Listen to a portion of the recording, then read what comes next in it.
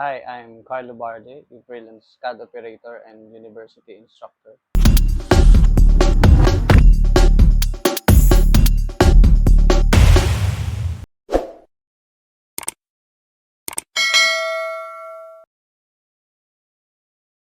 Okay, so gagawa tayo ngayon ng object na may round corner na hindi gumagamit ng extension.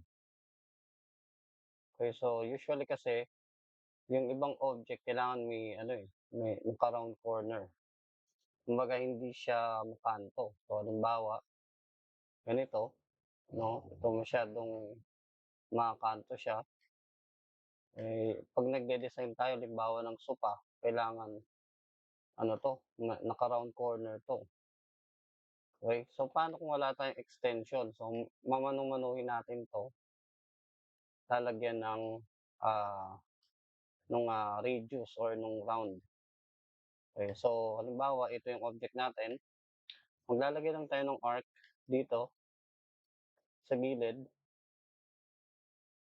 Arc or parang naka-radius. So, depende doon sa gagawin nyo. Ito nakalagay 23 mm. So, pwede nyo i-specific siya kung ano yung exact na gusto nyo na radius.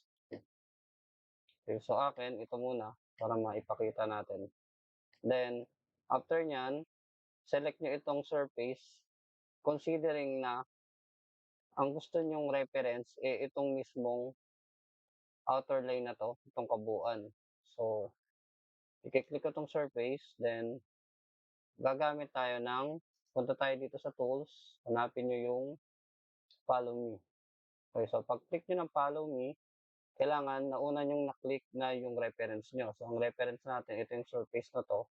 So, ibig sabihin, susundan niya itong line na nandito.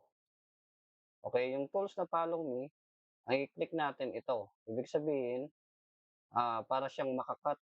Okay, then yung path niya or yung location niya doon sa line na ito. Itong outer line na to kasi kinlik natin as reference yung surface. So, pag click nyo yan, yan, automatic, magkakaroon na to ng round niya based doon sa reference. No? Ang pinili kasi natin yung surface na nasa taas. Yan, so umikot siya. So same process dito sa baba in case na uh, kailangan din natin ito ay naka-round or naka-round corner. So ganun din, click rin natin yung reference itong surface na to. Then, balik tayo sa tools, then follow me, sa bandang gitna siya. Then, click uli itong surface na to para umikot siya, mag-cut siya doon sa reference natin. So, pag click nyo na ito, yan, magkakaroon na rin siya ng round corner dito. Okay. So, sa part naman dito, sa gilid, pwede na itong magkaroon ng round corner pag binago na natin yung yung pagka-soft niya. Okay, so ang gagawin lang, select nyo to lahat, then uh, right click nyo, i-click nyo yung mouse nyo dun sa right. Pag click nyo yan, hanapin nyo lang yung soft or soften or smooth edges. So yung mga edges niya, pwede nyong gawing smooth or soft. So balik tayo ulit. So smooth or smooth edges. So ito yung degrees, angle between normals. So itong kanto na ito, magkakaroon na rin yan ng edges niya. The more na tinataasan natin tong degrees na to. Okay, so taasan natin. Para mga 123. Yan. Okay, so mapapansin nyo, magkaroon na siya ng ah, round corner din, pero hindi masyadong malaki. Okay, then mag-example pa tayo ng isa. Paano naman kung ito ay merong ganito yung dulo niya? kumbaga may ano, may curve. Okey, so 'pag ganyan, ang gagawin lang natin, hindi kasi natin 'to puwedeng idiretso na katulad nung kanina. Kasi, ang mangyayari, tago siya, eh. Hindi natin 'to malalagyan ng arc doon sa loob or dito sa gilid kasi nga arc itong nasa gilid.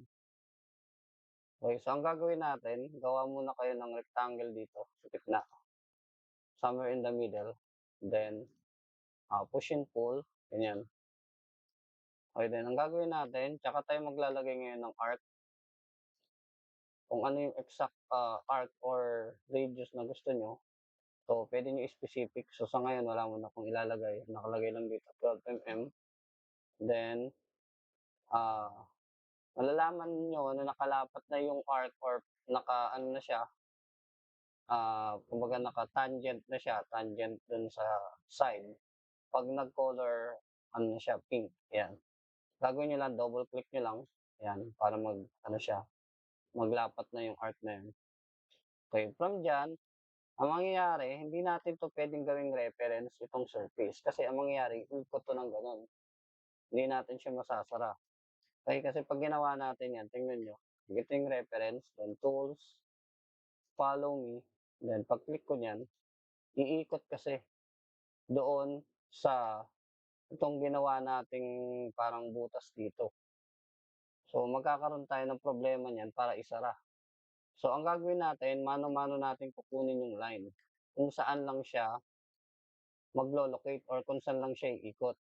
Okey, so kailangan natin i-stop ito hanggang dito lang, okey? Para maisara natin 'tong dalawa, mai-connect natin. So, ang gagawin na natin, ito yung guide natin, 'tong line na 'to, then punta tayo ulit sa tools, follow me, then itong surface na 'to.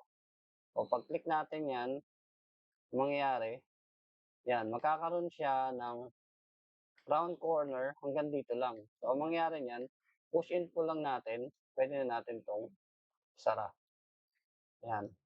Ayun, then erase lang 'tong extra line, okey?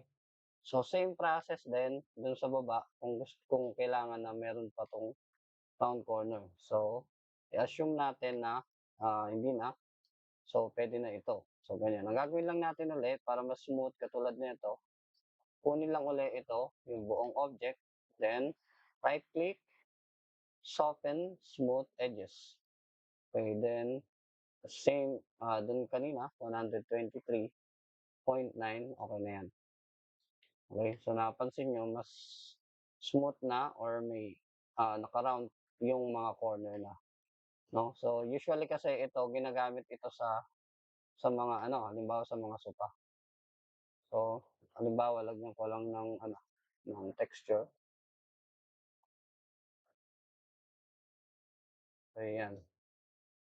So, mas, okey na siya tingnan dahil wala na siyang kumbaga hindi na siya makanto, okey.